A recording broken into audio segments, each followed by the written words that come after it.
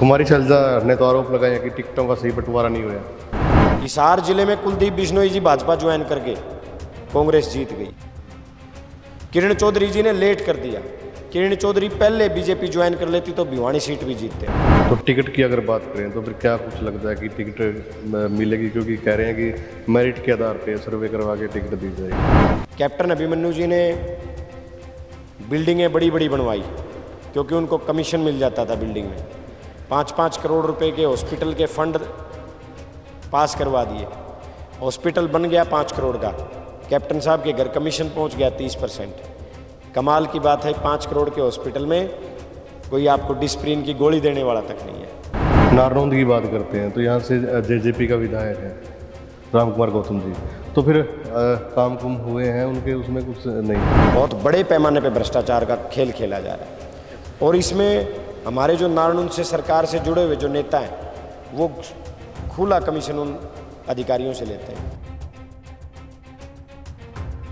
नमस्कार दोस्तों, the air news में आपका स्वागत है। मेरे साथ आज जस्सी पेटवाड़ हैं, कांग्रेस के युवा नेता हैं और सबसे कम उम्र में जिला पार्षद बनने का रिकॉर्ड है।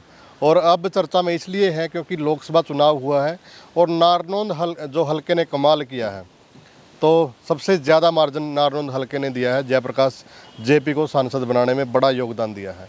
आज बातचीत करेंगे। स्वागत है भाई साहब द एयर न्यूज़ में आपका। बहुत बहुत धन्यवाद आपको और आपके जितने हमारी द एयर न्यूज़ को सुनने वाले देखने वाले जो व्यूवर्स हैं उन सबको मेरी राम राम। जस्सी पेटवाड़ 25 साल की उम्र में जिला पार्षद बन गए, तो राजनीति में किस उम्र में आई थी आप? मैं एक्चुअली एक्टिव हुआ 2011 में और 20 साल की उम्र थी। पार्टी के नारे लगाए। उस समय एक उपचुनाव आया था। उस समय मैं आईएनएलडी में था। तो अजय सिंह चौटाला जी आईएनएलडी से लोकसभा का उपचुनाव लड़ रहे थे और भजन लाल जी के देहांत के बाद खाली हुई थी सीट। तो कुलदीप बिश्नोई जी आंजका से लड़ रहे थे और अजय सिंह जी लड़ रहे थे आईएनएलडी से। जयप्रकाश जी कांग्रेस से लड़ रहे थे। उस समय महसूस हुई, क्योंकि मेरी तो 4 पीढ़ियों ने आईएनएलडी को वोट दिया है। मैं पहला कांग्रेसी हूँ जिसने पहले कांग्रेस को वोट डाला है। और उस समय महसूस हुई, गांव में जिम्मेवारी मिली। अजय सिंह चौटाला जी ने जिम्मेवारी दी। उन्होंने देखा कि भाई मजबूत युवा है और काम कर सकता है। और उस चुनाव में ऐसा हुआ कि मैं 80 में ट्यूशन जाता था। तो 80 में मेरे अच्छे दोस्त थे। तो दिग्विजय चौटाला जी की ड्यूटी लगी थी 80 नारनौंद बोवानी खेड़ा। तो उनके साथ मेरी ड्यूटी लगाई गई थी कि आपने दिग्विजय जी के साथ रहना, अपने दोस्तों से मिलाना है, चाय पानी के प्रोग्राम करवाने हैं। तो उस समय सक्रिय हुए। फिर उस चुनाव में वो राजनीतिक जो कीड़े हैं उन्होंने इंटरेस्ट लेना शुरू कर दिया। तो फिर वो ललक बन गई एक। फिर वो ये लगा कि भाई नहीं, इस राजनीति के जरिए अपने क्षेत्र का हम कुछ भला कर सकते हैं। फिर वो धीरे धीरे मैच्योरिटी आई। धीरे धीरे मैच्योरिटी आने के बाद ये लगा कि नहीं, अब जब इस तरफ हम कदम बढ़ा रहे हैं तो इसमें हम पूरे सक्रिय रूप से निभाने का काम करें। तो 11 के बाद मैं पूरा सक्रिय रहा। पार्टी की जो जिम्मेवारियाँ मिली उस पर कम्प्लीटली काम करने का काम किया। 2014 में विधानसभा चुनाव में मैंने नारनौंद के लगभग पूरी विधानसभा में मेरे पास एक अच्छी सी टीम खड़ी हो गई थी। तो उस समय 2014 में हमारे कैंडिडेट होते थे राज सिंह मोर जी आईएनएलडी से। तो उनके लिए काम किया और हमारे पूरे इलाके में, हालांकि वो चुनाव 2014 में दुष्यंत जी ने भी चुनाव लड़ा लोकसभा का। उस टाइम फर्स्ट टाइम ये इतिहास बनाया हमारी नौजवान टीम ने कि दुष्यंत जी 42,000 से जीते नारनौंद से। पेटवाड़ से 2700 वोटों से जीते। तो एक बहुत बड़ा ये रहा कि एक काम किया। फिर 2014 में विधानसभा आया। फिर 2015 में जिला परिषद का चुनाव आया। तो जिला परिषद लोगों ने कहा कि भाई एक्टिव हो और लड़ना चाहिए चुनाव। तो फिर चुनाव लड़ने का काम किया और मैं हरियाणा का सबसे यंगेस्ट जिला पार्षद बना उस समय। जी। ये मेरे लिए बड़ी अ, खुशकिस्मती की बात थी, और लोगों ने जो अपना प्यार, प्रेम और जो आशीर्वाद मुझे देने का काम किया। जी, तो एक आम किसान से परिवार से हो आप। तो कोई पहले भी राजनीति में था या आपने ही एंट्री मारी और जिला परिषद का चुनाव आपने? नहीं, कोई नहीं, हमारी कोई मेरे से ऊपर कोई जितनी पीढ़ी है, कभी कोई राजनीति में पंचायत मेंबर भी नहीं रहा। मेरे पूरे परिवार में किसी ने कोई चुनाव नहीं लड़ा। मेरे पूरे परिवार में कभी ऐसा नहीं हुआ कि भाई किसी व्यक्ति ने कोई राजनीतिक दिलचस्पी भी दिखाने का काम किया हो। जी, दोबारा चर्चा में इसलिए हो आप क्योंकि लोकसभा चुनाव हुआ है। नारनौल से एक बड़ी जीत हुई है और जयप्रकाश जी आपको श्रेय दे रहे हैं। तो इस पे कैसे हुआ, ये कैसे संभव हुआ? क्योंकि जो चुनाव था ना हिसार सीट का, तो ये लग रहा था कि बहुत 20-30 हज़ार की लग रही थी कि हार जीत का मार्जिन होगा, लेकिन कमाल कर दिया जैसे नारनौल का जो मार्जिन रहा। एक्चुअली ये सब किया नारनौल की जनता ने। ये जो इलाका है, ये स्वाभिमानी लोगों का इलाका है, और यहाँ कभी भी जात पात का चुनाव, बहुत कम ऐसे मौके आए कि नारनौल में कभी जात पात पे चुनाव नहीं हुआ। 1 लाख से ज़्यादा वोट जाटों के।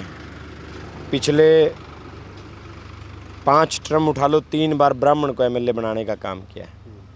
तो हमारे यहाँ जात पात का चुनाव नहीं होता, और 36 बिरादरी आपस में भाईचारे के साथ रहती हैं। यहाँ मुझे ये ईमानदारी से मैं कह रहा हूँ, शांत सा इलाका है, ज़्यादा सा किसी के साथ वैर भाव नहीं रहता इस इलाके में। अपने काम से काम रखते हैं, खेती का इलाका है, खेती पे आधारित है सारा। इस बार लोगों के मन में ये था कि हमें भारतीय जनता पार्टी को देश और प्रदेश की सत्ता से बाहर करना है। लोगों ने मन बनाया हुआ था, और मैं ईमानदारी से कहूँ तो सबसे बड़ी बात रही मेरिट बेस पे टिकटें।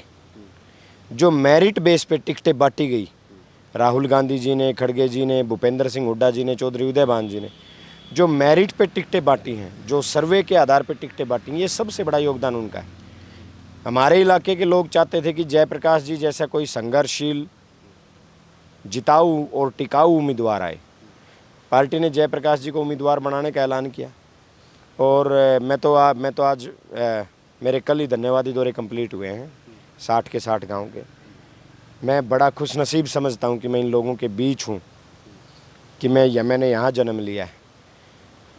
मैंने चौधरी भूपेंद्र सिंह हुड्डा जी को एक वायदा किया था, चौधरी उदयभान जी को एक वायदा किया था, और लाखों लोगों में मैं भी एक ऐसा था जो ये कहते थे कि जी जयप्रकाश जी को टिकट दे देना, जिताना हमारा काम है, जीत आपकी झोली में डालेंगे, कांग्रेस पार्टी की झोली में जीत डाल देंगे। और जयप्रकाश जी को टिकट मिली। टिकट मिलते ही मैंने हुड्डा साहब को और उदयभान जी को एक वायदा किया था, जयप्रकाश जी को वायदा किया था। आप पूछ लेना, किसी को भरोसा नहीं था, ईमानदारी से कह रहा हूँ। जयप्रकाश जी भी हमारी जीत मानते थे कि 32-35 हज़ार तक जीत होगी। एक सिंगल मिनट के लिए भी मेरा विश्वास नहीं डगमगाया। मैंने हुड्डा साहब को कहा कि हम लगभग 50 हज़ार से जीतेंगे नारनौल से। पहले ही बता दिया था। बिल्कुल, आप पूछना। उदयभान जी को मैंने कहा था 48-50 हज़ार वोटों से जीतेंगे, और जयप्रकाश जी को मैं पॉइंट नेक टू नेक बात कहता था कि हम 45 हज़ार प्लस वोटों से चुनाव जीतेंगे। जयप्रकाश जी कहते थे, चुनाव होने के बाद भी कहते थे जयप्रकाश जी कि मुझे लगता है कि आपकी जीत रहेगी 32-35 के आसपास। ये तो मैं भी मानता हूँ। तो मैंने कहा जी आप पता नहीं कौन सर्वे वाले घूम रहे हैं। वोट मैंने मांगे गली गली जाके, मोहल्ले में जाके। 36 बिरादरी ने ज़बरदस्त वोट देने का काम किया है। तो मैं शुरू से कहता था कि 40 हज़ार वोट रणजीत सिंह को आएंगे, 90 हज़ार वोट कांग्रेस को जयप्रकाश जी को आएंगे, और 5 से लेके 7 हज़ार में ये तीनों रह जाएंगे, जेजेपी, इनेलो और बसपा। यही मेरा आंकड़ा था, और 41 हज़ार रणजीत सिंह को पड़े। हम 86 पे रह गए, 90 आने थे, ये 5 से 9 पे पहुंच गए। तो सेम यही मैंने बताया था, बिल्कुल सेम। तो किसान आंदोलन का भी काफ़ी फर्क रहा है इन एरिया में, जो आपकी नारनौल विधानसभा, तो किसान आंदोलन काफ़ी सक्रिय रहा है यहाँ पे। बहुत सक्रिय आंदोलन रहा, और हमारे यहाँ से तो केवल मतलब मज़दूरों का भी बहुत बड़ा सहयोग आंदोलन में था। हम देखते थे गांव-गांव से, कहीं जो किसान है, ब्राह्मण हैं, जहाँ मज़दूरों का बहुत बड़ा गांव है, एससी समाज है, वो बढ़ चढ़ के किसान आंदोलन में हिस्सा ले रहा था, क्योंकि जुड़े हुए सभी किसान हो, मजदूर हो, जुड़े खेती से हैं। और ये बहुत बड़ी हमारे लिए अचीवमेंट है कि हमने जो किसान विरोधी, जो मजदूर विरोधी, जो छत्तीस बिरादरी विरोधी जो लोग बीजेपी के साथ खड़े थे, किसानों को गाली देने का काम कर रहे थे, किसानों के मरने पे खुशियां मनाने का जो काम कर रहे थे, ये हमारे लिए अचीवमेंट है कि हम लोगों ने उनको आईना दिखाया और हार दिखाने का, हार चखाने का काम किया। मैं आपको इस चुनाव की बड़ी बात बताऊं, इस चुनाव में इतिहास बना है, रिकॉर्ड बना है। हमारा हल्का 1952 में बना था। 1952 के बाद आज 2024 होगी, 72 साल का अरसा हो गया। 72 साल में ऐसा कभी नहीं हुआ जो इस बार हुआ। मैं तो बधाई देता हूँ हमारी उस नौजवान टीम को। क्या हुआ ऐसा? पहली बार ऐसा हुआ है कि हिसार लोकसभा में 1952 में चुनाव शुरू हुए थे। हिसार लोकसभा में पहली बार नारायण फर्स्ट पोजीशन पे आया है जीत दिलाने में। किसी भी पार्टी से, किसी भी कैंडिडेट के साथ कभी ऐसा नहीं हुआ। दूसरा मौका ऐसा हुआ, नारायण में किसी भी प्रत्याशी को आज तक 86,000 वोट नहीं मिले 1952 के बाद।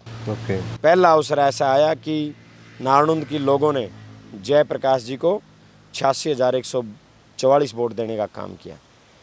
पहला अवसर ऐसा आया है, कोई प्रत्याशी आज तक नारायण में 45,000 से बड़ी जीत दर्ज नहीं कर पाया, चाहे विधानसभा हो, चाहे लोकसभा हो, किसी भी पार्टी की बात कर लो। फर्स्ट टाइम जयप्रकाश जी को या किसी भी उम्मीदवार को 45,380 वोटों से जीत मिली है। और मैं तो शुक्रगुजार हूँ नारायण की जनता का। मैंने भूपेंद्र सिंह हुड्डा जी और उदय भान जी 20 मई को नारायण अनाज मंडी में रैली में आए थे। मैंने उनको, हजारों लोग थे, 4 से 5 हज़ार लोगों की रैली थी। मैंने उस रैली में वायदा किया था हुड्डा साहब को, उदय भान को, कि जी इस बार दम दो इतिहास बनाएंगे। एक तो नारायण पहले नंबर पे आएगा, दूसरा हम जयप्रकाश जी को लगभग 50,000 वोटों से जिताने का काम करेंगे। हुआ, नारायण फर्स्ट पोजीशन पे आया। हम 50 नहीं, हम 45,380 से जयप्रकाश जी को हमने जीत दिलाने का काम किया। और मैं लोगों को ये कहता हूँ, इतिहास ना एक दिन में बनते, ना एक साल में बनते, ना एक महीने में बनते। मैं उन लोगों का शुक्रगुजार हूँ जिन्होंने मेरे साथ लग के 5 साल नारायण में अथक मेहनत करने का प्रयास किया। यहाँ 52 साल से कांग्रेस नहीं जीती है, कोई विधायक नहीं बना है 52 साल से कांग्रेस का।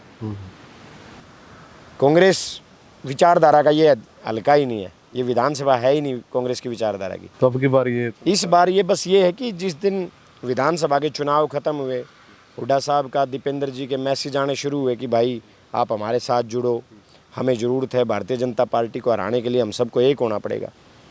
हुड्डा साहब के कामों को, पिछले कामों को देखते हुए, उनकी जो लोगों में जो उनकी एक छवि थी, उसको देखते हुए हमने फैसला किया कि इस बार हुड्डा साहब को ज्वाइन करेंगे। केवल 3 महीने बाद विधानसभा के मैंने हुड्डा साहब को ज्वाइन कर लिया। इस विधानसभा में आज तक, मतलब इस 2019 के बाद, 19 में तो आपने इनेलो का चुनाव लड़ा। 3 महीने बाद मैंने कांग्रेस ज्वाइन कर ली। ये नहीं कि मैंने ये इंतज़ार किया नेक्स्ट चुनाव आएंगे उनके अंदर देखेंगे, ये करेंगे, नहीं। और इस हल्के में कभी भी कांग्रेस की कभी रैली नहीं हुई बीच में। चुनाव के समय कोई प्रत्याशी करता था, अलग बात है। चुनाव के अलावा मैंने 4 रैलियां की। हमारी टीम ने 4 बड़ी बड़ी रैलियां करके हुड्डा साहब और दीपेंद्र जी को बुलाया। मैंने 350 किलोमीटर की पैदल यात्रा की, जो नारायण में आज तक कभी किसी ने नहीं की। हाँ, आपकी पैदल यात्रा रही है। उसके बाद आपने एक बड़ी रैली भी। हाँ, 31 जनवरी को हमने एक बहुत बड़ी रैली की। लोगों ने ये कहा है कि इतनी बड़ी रैली आज तक यहाँ हमारे इलाके में या पूरे ज़िले में नहीं। बारिश भी आ गई थी, बारिश का मौसम था, बारिश भी थी उस दिन। तो हम ये कह सकते हैं हम नारायण में गर्मी, सर्दी और बारिश में हमने काम किया है जी। तो अब विधानसभा की बात करें तो क्या कुछ तैयारियां हैं आपकी? हमारी तैयारी पूरी है। मैं आपको ईमानदारी से कह रहा हूँ, सुख दुख के बहाने, चाय पानी के बहाने, चुनाव के बहाने और रैली का न्योता देने के बहाने 200 बार हर गांव में जा चुका हूँ पूरे 5 साल में।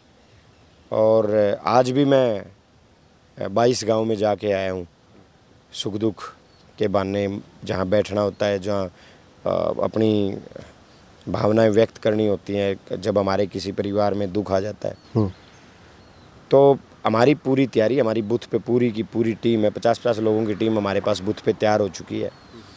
और एक हमने मेहनत के ज़रिए इस हलके में एक मुकाम जो लोकसभा में हासिल किया है, वो भी उसकी भी हमें बड़ी खुशी है। और विधानसभा चुनाव चाहे कल आ जाए, नारनौंद में हम पूरी तरीके से तैयार हैं। तो टिकट की अगर बात करें तो फिर क्या कुछ लगता है कि टिकट मिलेगी, क्योंकि कह रहे हैं कि मेरिट के आधार पे सर्वे करवा के टिकट दी जाएगी।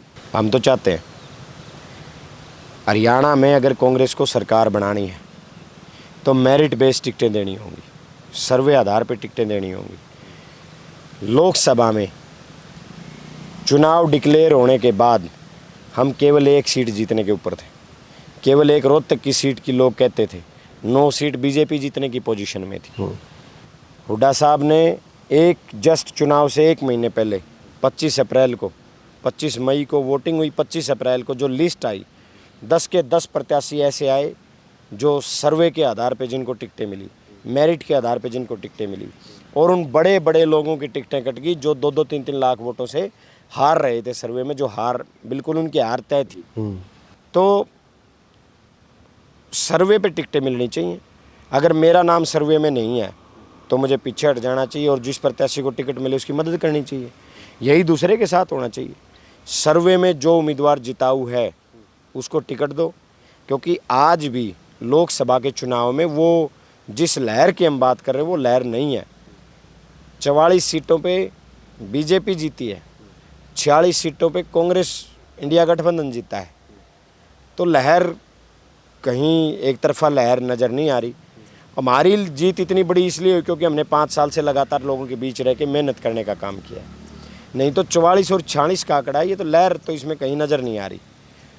तो मैं तो सिर्फ इतना कहूँगा कि अगर आप लोग चाहे कांग्रेस हाईकमान की बात कर लो, चौधरी भूपेंद्र सिंह हुड्डा जी की बात कर लो जो CLP हैं, प्रदेश अध्यक्ष हैं हमारे चौधरी उदय भान जी, मैं तो यही उनसे अपील करता हूँ बार बार, और यही कहता हूँ कि अगर कांग्रेस का राज बनाना है हरियाणा में तो सर्वे पे टिकट बांटो, मेरिट के आधार पे टिकट बांटो। कुमारी शैलजा ने तो आरोप लगाया कि टिकटों का सही बंटवारा नहीं हुआ।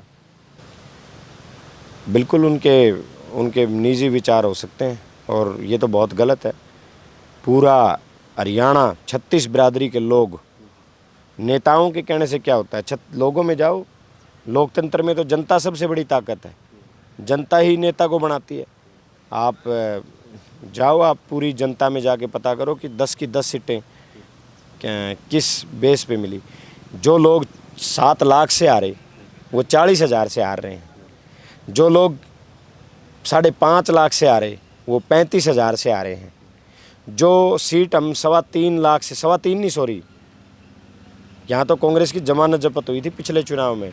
इस बार हमने 63,000 वोटों से लोकसभा जीतने का काम किया है। तो कौन सी टिकट गलत थी? सिरसा से खुद शैलजा जी 2 लाख से जीती हैं, तो कौन सी गलत टिकट बट गई? अम्बाड़ा से वरुण मलाना जी जीते हैं। सोनीपत से जहाँ भूपेंद्र सिंह हुड्डा जी 2 लाख से आ रहे, सतपाल ब्रह्मचारी जी वहाँ चुनाव जीते हैं। जहाँ राव इंद्रजीत जी एक तरफा चुनाव जीते थे 6-6 लाख से, वहाँ केवल 40,000 का मार्जिन रहा है। जहाँ आप 7 लाख से चुनाव हारे थे फरीदाबाद में, वहाँ चुनाव आप 1 लाख से आ रहे हो। जहाँ आप मनोहर लाल खट्टर की सीट करनाल की बात कर लो, इंडिया में सबसे बड़ा रिकॉर्ड था उस सीट के हारने का, 7 लाख से हारे थे। इस बार मनोहर लाल खट्टर जी मुश्किल जीते हैं। हमारे भाई जो दीवानशु बुद्धि राजा जी, उन्होंने गजब का चुनाव लड़ा, यूथ कांग्रेस के जो प्रदेश अध्यक्ष। हाँ बिल्कुल। तो बताओ कौन सी टिकट गलत थी? ये तो आरोप प्रत्यारोप ये लगाने का काम नेताओं का चलता रहता है। हरियाणा प्रदेश की जन जन में ये बात है। और 10 की 10 सीटें सर्वे के आधार पे बटी, तभी 5 आई। और मैं एक और बात कहना चाहता हूँ, हिसार जिले में कुलदीप बिश्नोई जी भाजपा ज्वाइन करके कांग्रेस जीत गई। किरण चौधरी जी ने लेट कर दिया। किरण चौधरी पहले बीजेपी ज्वाइन कर लेती तो भिवानी सीट भी जीतते हम। भीतर घात की वजह से 3-4 सीटें आ रही हैं। हुड्डा साहब ने जब उम्मीदवारों को टिकटें दिलवाई, जी जान लगाया। कुछ लोगों ने भीतर घात किया, जो जिनसे कुछ थोड़ा बहुत मार्जिन से कुछ सीटें रहेगी। ये कोई मैटर नहीं करता, अगली बार 10 की 10 जीत जाएंगे। सबसे बड़ी बात, जो सीट हम भिवानी की सीट 40,000 वोट से आ रहे हैं, वहाँ आज हम विधानसभा में इतने मजबूत हो गए। किसी भी विधानसभा में हम नहीं जीते थे तो शाम को छोड़ के 8 विधानसभा में हम हारे थे। आज वहाँ से 7 सीटें विधानसभा की मतलब इतनी मजबूत हो गई हैं। विधानसभा में जिसका असर देखने को मिलेगा। जी, नारनौंद की बात करते हैं तो यहाँ से जेजेपी का विधायक है राम कुमार गौतम जी, तो फिर काम कुम हुए हैं उनके, उसमें कुछ नहीं? नहीं, काम तो दादा गौतम जी खुद ही मना कर रहे हैं कि भाई मैं तो लांडा बुच्चा एमएलए बना हूँ और मेरे तो पल्ले ही कुछ नहीं, मेरे हाथ में कुछ नहीं है, क्योंकि खोपर एकला जिम रहा है। ये तो दादा गौतम जी का डायलॉग मशहूर है हरियाणा में। तो दादा गौतम जी को ज़्यादा कुछ कर नहीं पाए दादा गौतम जी, क्योंकि वो कहते हैं कि भी दुष्यंत चौटाला ने पैसे छापने पे ज़्यादा ध्यान दिया और विकास के ऊपर कम ध्यान दिया। और विकास के काम जो एक होने चाहिए थे, 10 साल से जो राज है नारनौंद, जो सत्ता में रहा, हिस्सेदारी कर रहा है नारनौंद। यहाँ के लोगों को शिकायत थी कि नारनौंद सत्ता में हिस्सेदारी नहीं करता, 10 साल से सत्ता में हिस्सेदारी है। कैप्टन अभिमन्यु जी ने बिल्डिंगें बड़ी बड़ी बनवाई, क्योंकि उनको कमीशन मिल जाता था बिल्डिंग में। 5-5 करोड़ रुपए के हॉस्पिटल के फंड पास करवा दिए, हॉस्पिटल बन गया 5 करोड़ का, कैप्टन साहब के घर कमीशन पहुंच गया 30%। कमाल की बात है, 5 करोड़ के हॉस्पिटल में कोई आपको डिस्प्रिन की गोली देने वाला तक नहीं है। आप सर दर्द की टैबलेट लेने चले जाओ, 5 करोड़ के हॉस्पिटल की बिल्डिंग बनी हुई है, लेकिन कोई आपको टैबलेट देने वाला नहीं मिलेगा। आप ITI चले जाओ, बड़ी बड़ी बिल्डिंग बना दी, क्योंकि बिल्डिंग बनाने में कमीशन मिल रहा था, लेकिन उस बिल्डिंग में उसमें चले जाओगे आपको कोई टीचर नहीं मिलेगा। कॉलेज चले जाओ, आपको टीचर नहीं मिलेगा, क्योंकि टीचर रखने में कमीशन नहीं है, डॉक्टर रखने में कमीशन नहीं है। तो पहले तो हम 5 साल से कैप्टन साहब की कमीशन की वजह से नारनौंद ने धोखा खाया। और गांव की गलियां बन रही हैं, उस पर भी कैप्टन साहब ने अपने बोर्ड लगवा दिए, इस गली का निर्माण कैप्टन अभिमन्यु जी ने करवाया है, जबकि गली तो पंचायत से बनती है, सरपंच बनाते हैं, तो फिर आप सरपंचों को किस लिए बना रहे हो।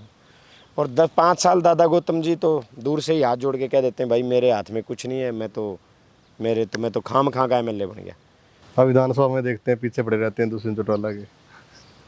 वो तो चलो उनका निजी है कि बाकी मैं ये कह सकता हूँ कि दादा गौतम जी के कहने से बहुत सारे ब्राह्मण समाज ने जेजेपी को वोट देने का काम किया। नारनौंद, उचाणा, जुलाना, आपका बरवाला, आपका टोहाना, आपका नरवाना, बहुत सारे ब्राह्मण समाज ने दादा गौतम जी की आवाज़ के ऊपर जेजेपी को वोट दिया, जिन्होंने कभी भी वोट नहीं दिया था। तो उनके साथ ये तो सच्चाई है, उनके साथ ज्यादती हुई है।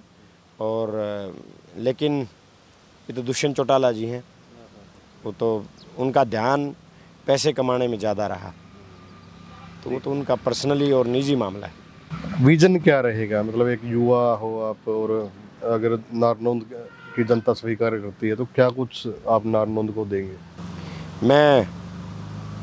मेरा विज़न बिल्कुल क्लियर है। शहर का, गांव का विकास कराओ। सबसे बड़ी समस्या जो है, अगर मैं विकास के नज़रिए से कहूँ तो पीने का पानी और निकासी का पानी, गंदे पानी की निकासी और पीने का पानी, यहाँ की 2 सबसे बड़ी समस्याएं हैं जो विकास के नज़रिए से बहुत ज़रूरी है। दूसरा, जो हमारा नारनौंद शहर है, हमारा शहर आने जाने वालों के लिए बहुत कम सुविधाजनक है। बाहर का कोई आदमी आता है तो सड़कें टूटी हुई पड़ी हैं, भीड़ भड़ाका है बहुत ज़्यादा।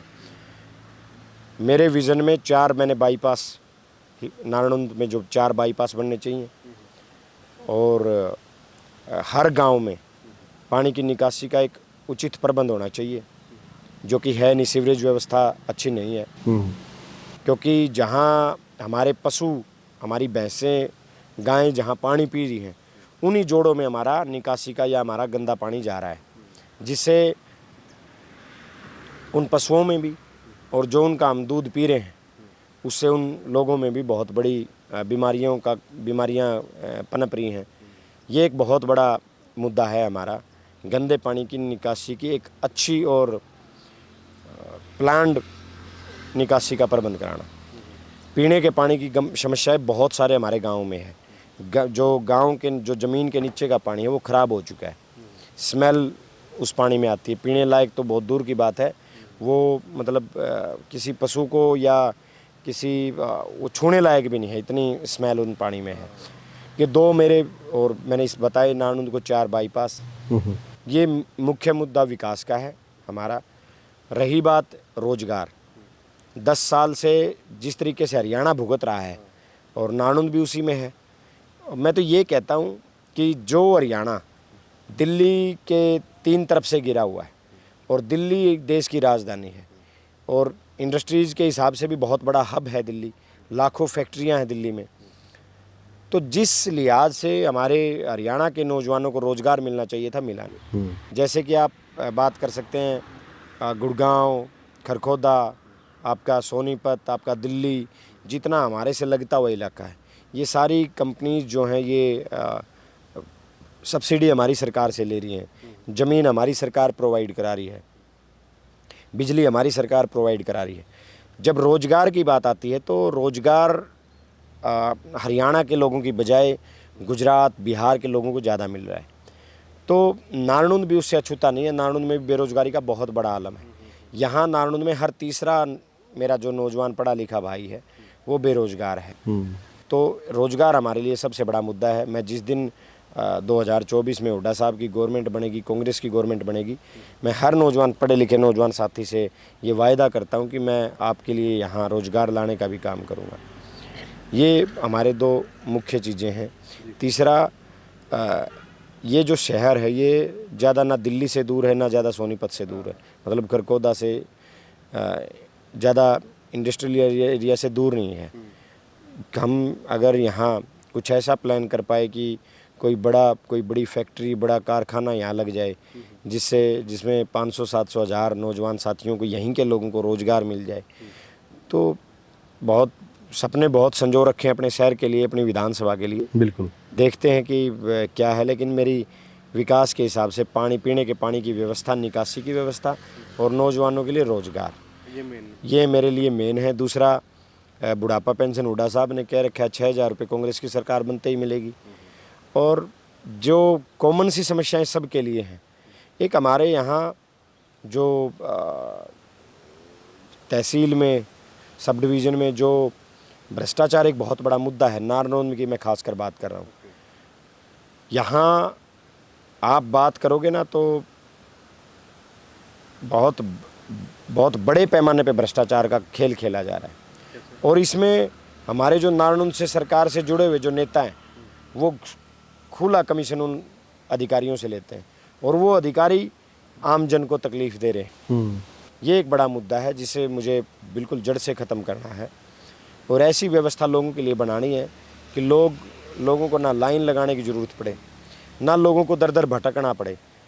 लाइक दैट फैमिली आईडी, फसल पंजीकरण, आपका पोर्टल सिस्टम, ये हरियाणा के लोगों के लिए जी का जंजाल है। इनसे छुटकारा मिल जाए तो हरियाणा की आधी से ज़्यादा जनता तो वैसे ही खुश हो जाएगी कि भाई बहुत बड़ी समस्या से छुटकारा मिला। बातचीत करने के लिए धन्यवाद। बहुत बहुत धन्यवाद। तो भाई वीडियो को ज़्यादा से ज़्यादा आप लोग शेयर करें, कमेंट करें। धन्यवाद।